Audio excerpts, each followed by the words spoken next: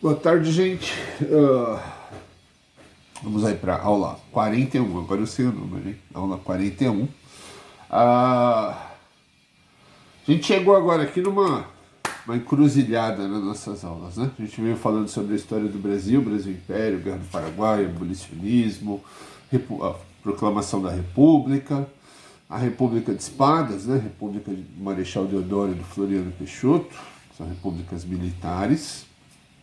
E aí a gente voltou lá para a Europa, falamos sobre o comunismo, capitalismo, anarquismo, falamos sobre imperialismo, partilha da África e da Ásia, com ênfase à partilha da África. Tá?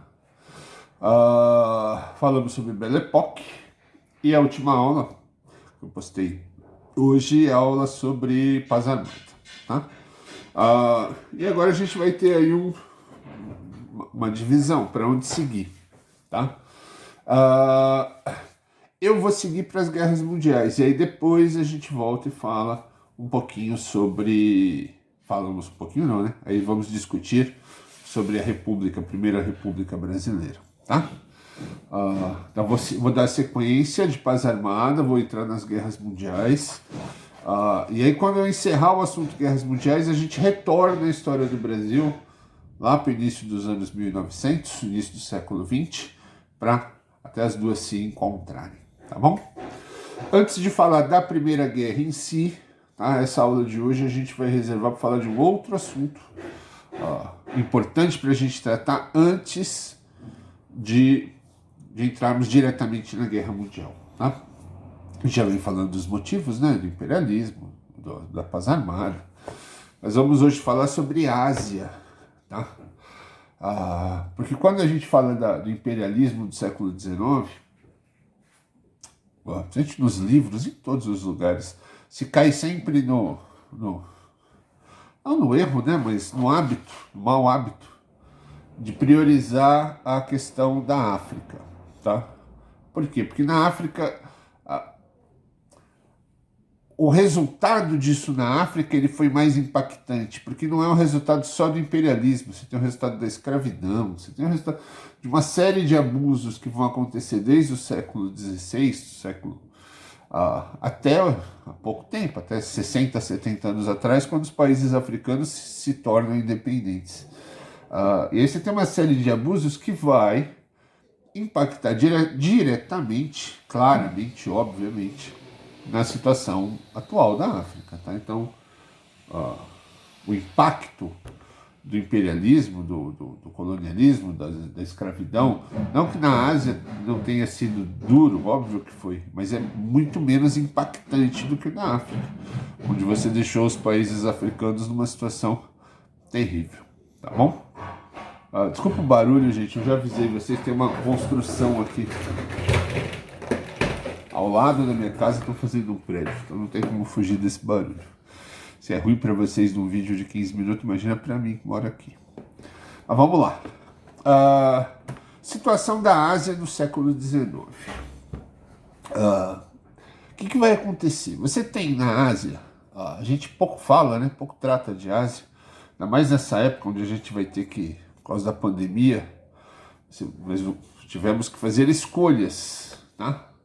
Então, priorizar assuntos que foram escolhidos como os mais relevantes, tá? São escolhas. E a Ásia, por motivos óbvios, pela distância, pela pouca ligação, acabou ficando um pouco esquecida. Tá? Então vamos remediar isso. Consertar não tem como, mas vamos remediar. Situação da Ásia. Como é que é a Ásia?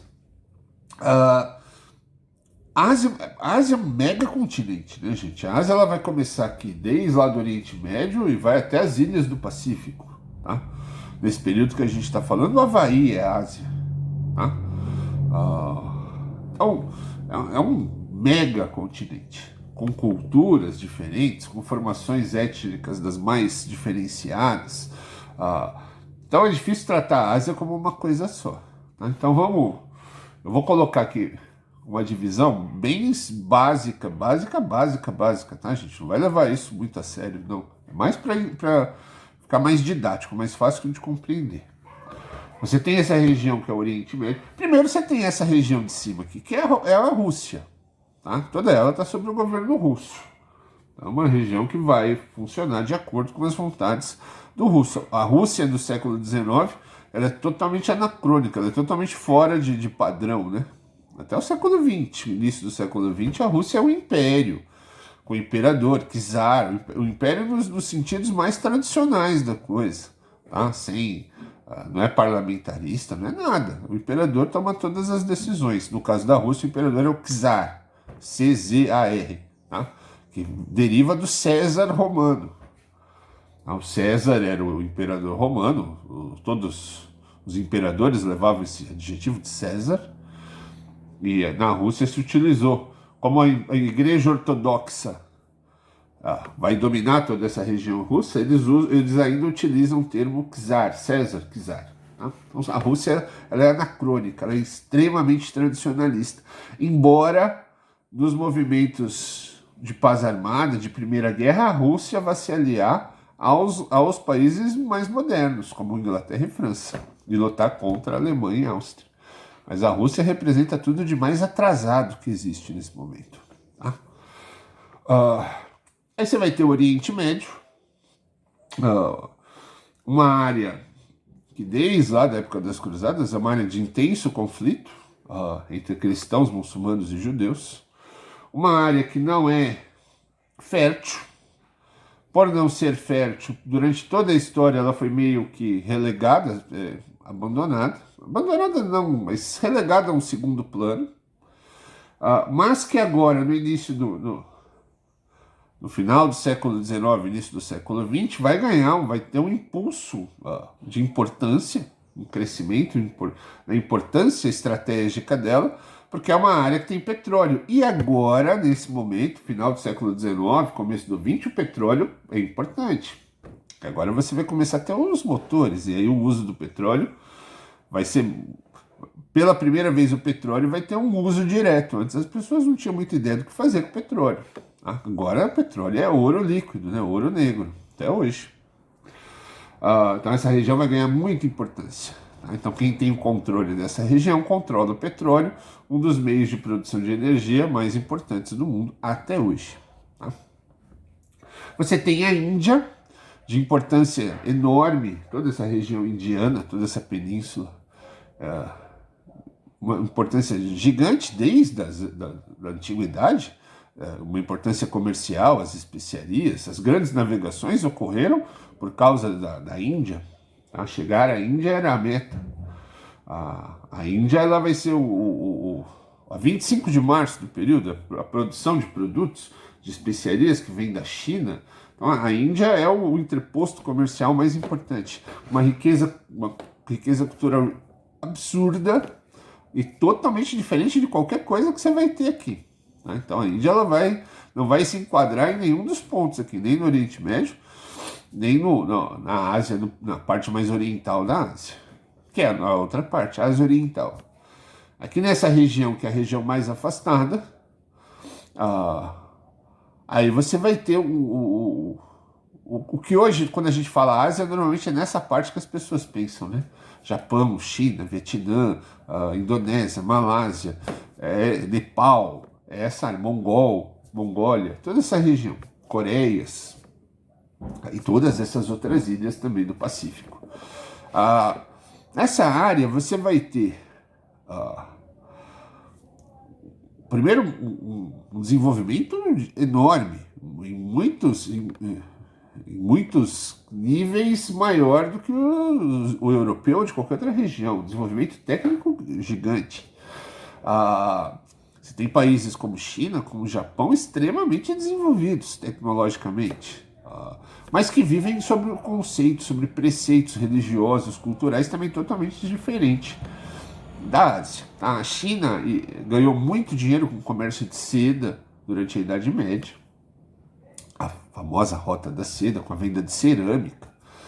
Os imperadores chineses poderosíssimos, importantíssimos. A China foi dominada pelos mongóis, com Gengis Khan. Depois ela vai conseguir se libertar, unificar como país, como China. uma produção agrícola enorme, terras férteis. Toda essa região é muito importante para a produção de alimentos até hoje. Tá? Você vai pegar quase todos os alimentos. Essa região é a principal ou uma das maiores produtoras do mundo. Tá? Então, produtos como café, arroz, chá, essa região é importantíssima. Toda essa região oriental aqui da Ásia. Talvez o maior marco dessa região é o Japão. O Japão é o que vai, pelo menos, angariar mais simpatia, né? As pessoas têm uma curiosidade maior sobre como era o Japão, uma coisa do samurai, que é aquilo mesmo, aquilo não é personagem de filme, não é uma criação fictícia. Os samurais existiram, os samurais eram os protetores dos feudos, não teve feudalismo no Japão, tá, gente? No Japão a terra era dividida pelo imperador, e aí você ia ter os nobres que recebiam essa terra, e quem fazia a proteção, a administração eram os samurais, que era aquilo mesmo, que tinha um código de conduta rigorosíssimo, não utilizavam armas de fogo, mesmo quando elas surgiram, eles vão se negar a utilizar. É aquilo que a gente vê. Se vocês quiserem em algum momento, comenta aí, a gente faz uma aula só sobre isso daí. Tá? Mas o Japão, ele era, na região, o país que mais se desenvolveu. Principalmente porque no século XIX, você vai ter dentro do Japão um conflito entre o moderno e o antigo. O antigo representado pela figura dos samurais, e o novo representado pelo novo tipo de administração, uma modernidade num país extremamente tradicionalista. E aí você vai ter conflitos internos no Japão entre o exército e os samurais, tá? Quase que uma guerra civil, em que o exército do Japão vai receber treinamento e armamento, comprar, né, dos Estados Unidos, que tinha passado por duas guerras, tanto a Guerra de Independência como a Guerra Civil, que elevaram a produção armamentista dos Estados Unidos para um nível superior, e os Estados Unidos vai exportar essa tecnologia para o Japão. Então, na Ásia, o Japão é o país militarmente mais preparado, tanto no treinamento de soldados, embora um exército menor do que a China, por exemplo, mas um exército muito mais capacitado e armado, com armamentos de um nível muito maior. Tá? Então, qual é a influência disso no século XIX? Quando os países europeus vão fazer o imperialismo, a partilha da África e da Ásia, o Japão vai se aproveitar do momento, bem como os Estados Unidos. Então você vai ter os países europeus tomando porções, a maior parte um ou outro lugar aqui, acho que só a Indonésia que ficou livre. Todos os outros acabaram sendo dominados por ingleses, franceses, holandeses, alemães.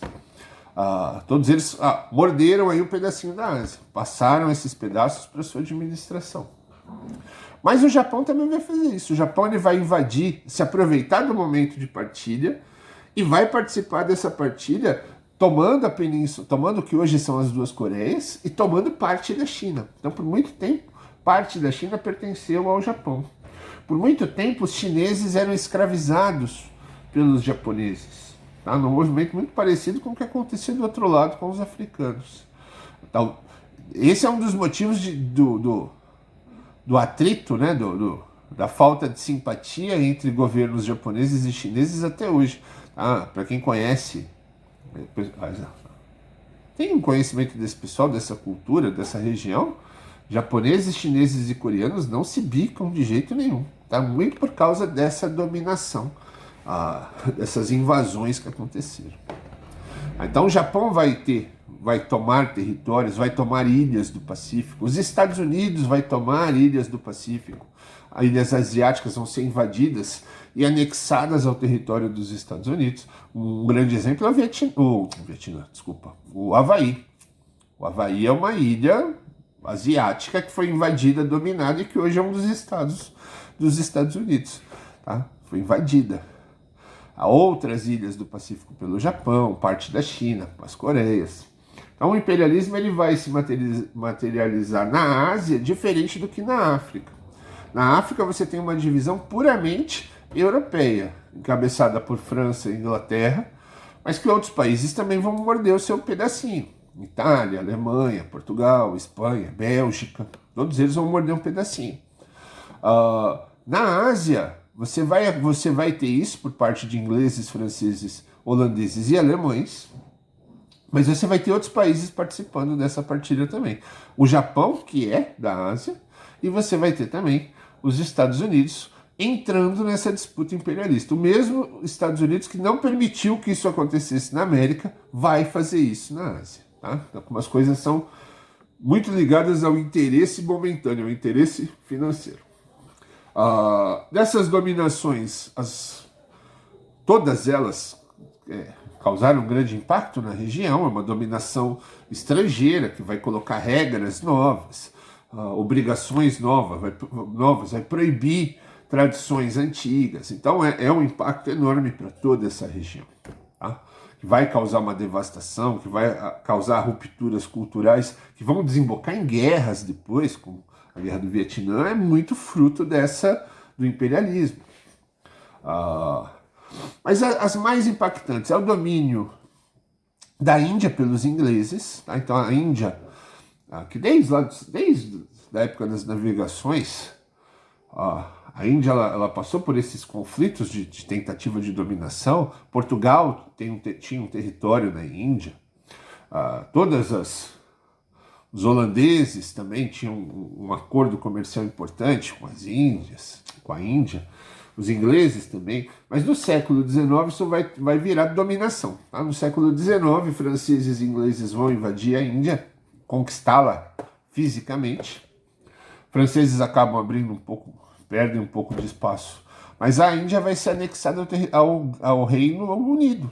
A Índia vai ser parte do Império Inglês, do Império Britânico. Né? Então, por um bom tempo, a Índia vai pertencer à Inglaterra. A China também. Por um bom tempo, os chineses e ingleses vão passar por grandes conflitos, grandes guerras, porque a China é a maior produtora de chá do planeta, e os ingleses, os maiores tomadores de chá do planeta. Tá? Então, uma forma de você conseguir o produto que você quer comprando, só que isso te custa dinheiro. A outra é tomando. Tá? É o que a Inglaterra fez. A mesma coisa que os europeus fizeram na América, na colonização, na África. A Inglaterra vai fazer com a China também no século XIX. Inicialmente com tentativas comerciais que vão desembocar em conflitos, onde a Inglaterra vai utilizar das maneiras mais ardilosas, nojentas, até mesmo utilizando uma guerra que chama Guerra do Ópio, que é uma droga, né? É uma flor que se produz uma droga extremamente danosa à saúde.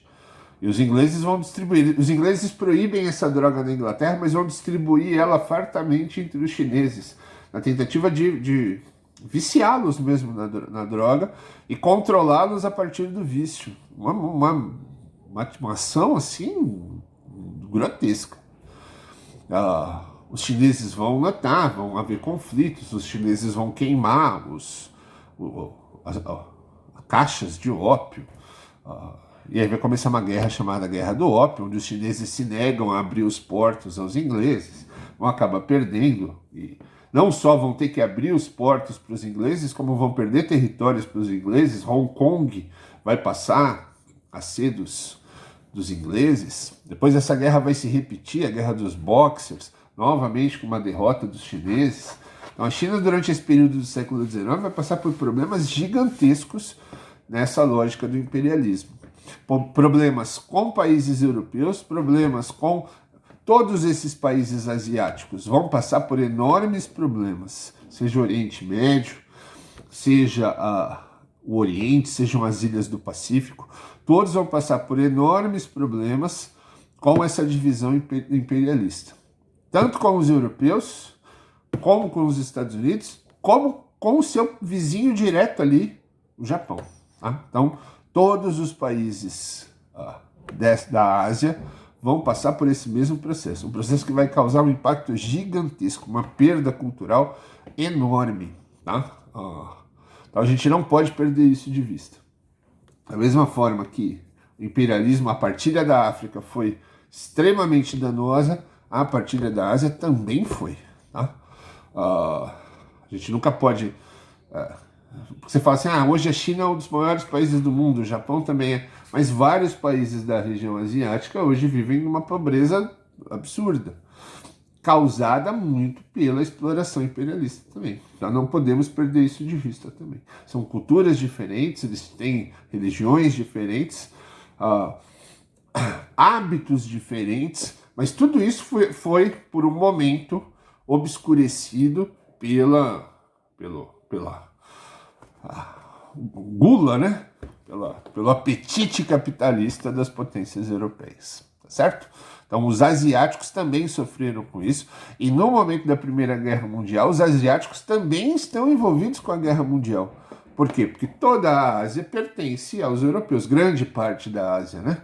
Pertence aos europeus, tirando os territórios que ficaram com o Japão e Estados Unidos, todo o restante está na mão de potências europeias. Quando essas potências europeias entram em guerra, não tem como essas áreas asiáticas ficarem de fora. Tá? O que vai acontecer também com a África, tá bom? A partir da próxima aula aí falaremos diretamente sobre guerra mundial. Ou não, vamos fazer assim. Próxima aula eu vou falar sobre o Japão. Vamos falar aí sobre essa parte de samurais, o Império Japonês, tá? Então, próxima aula, essa é a aula 41, a próxima 42. Então, na aula 42 falaremos sobre Japão, só para tirar aí qualquer dúvida sobre essa questão. E aí, na semana que vem, começamos a falar sobre Guerra Mundial, tá certo? Até mais, gente.